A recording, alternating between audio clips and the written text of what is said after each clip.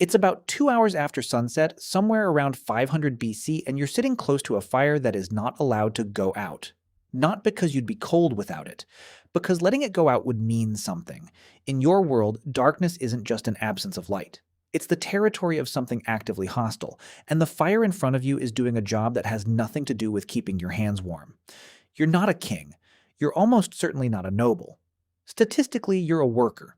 Someone who spends their days hauling stone, tending a vineyard, weaving or moving grain from one storehouse to another for wages paid in barley and wine.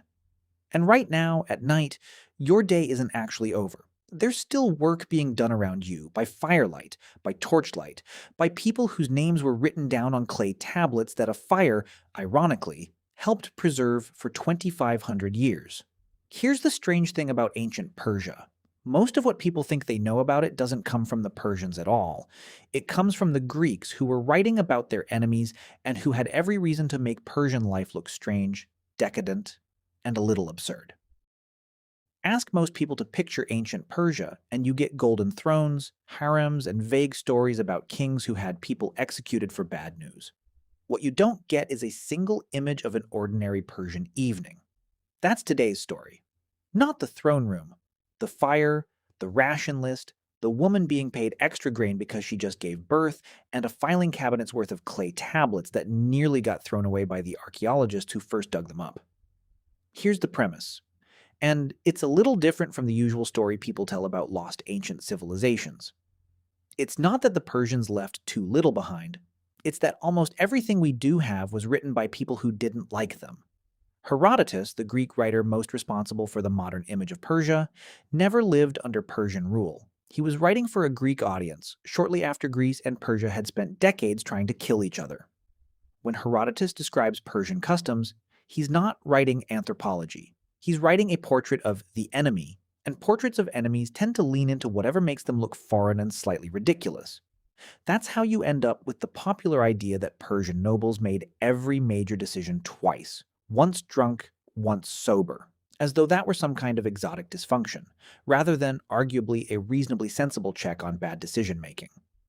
For a long time, that's basically all we had, an outside caricature, which meant nobody could really tell you what a Persian evening looked like from the inside, until archaeologists started digging at Persepolis, the ceremonial capital of the Persian Empire, and found something nobody was expecting: a filing system. In the 1930s, excavators at Persepolis uncovered a fortification wall containing tens of thousands of clay tablets, administrative records written in Elamite, a language used by Persian bureaucrats for everyday paperwork. These aren't royal inscriptions boasting about conquests, they're ration logs, travel permits, payroll records. The Persian Empire, it turns out, ran on almost obsessive bookkeeping, and a huge amount of that bookkeeping happened to survive because the clay was accidentally fired hard when the building later burned down. Which means we don't just have Greek opinions about Persia anymore, we have the actual internal paperwork of the empire. Names, rations, job titles, travel routes, written by Persians for Persians with zero interest in impressing anyone. And it tells a very different story than the Greek one. Before we get into who was doing what after dark, you need to understand how differently the Persians thought about night itself, because it wasn't just the dark part of the day to them. In Zoroastrian belief, which shaped much of Persian religious life, the world was understood as an ongoing struggle between order and truth on one side and chaos and deception on the other. Night was associated with the forces of disorder. Not evil in a simple horror movie sense, but a kind of vulnerability. A time when the protective structure of daylight order was gone. Fire in this worldview wasn't just useful, it was sacred, treated as a physical representation of truth and order itself, which is why sacred fires in Persian temples were tended constantly and were never allowed to go out, day or night. That belief shaped ordinary behavior far beyond the temples. Households kept fires burning through the night. Purity practices, washing, careful handling of fire, keeping it away from anything considered unclean, weren't abstract theology. They were things ordinary Persians actually did every single evening, the same way you might lock a door out of habit without consciously thinking about why the habit started. Just like in any large ancient society, what did Persians do at night doesn't have one answer, because a Persian is not one kind of person.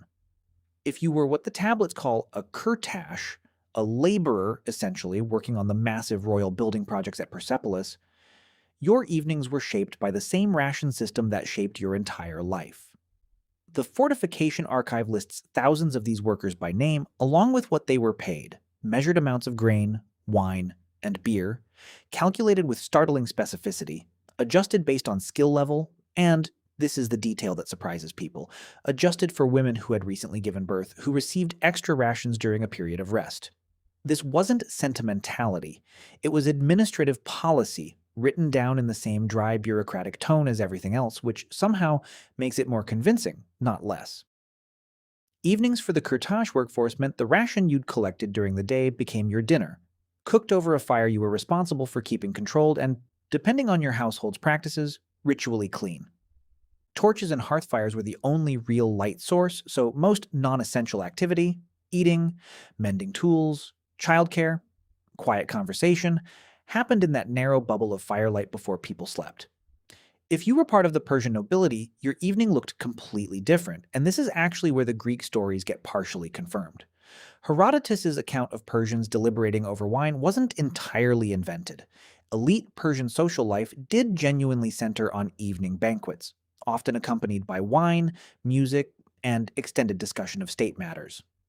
But where the Greek framing treats this as evidence of decadence or unreliability, the Persian tablets and later Persian tradition suggest something closer to a formal social institution.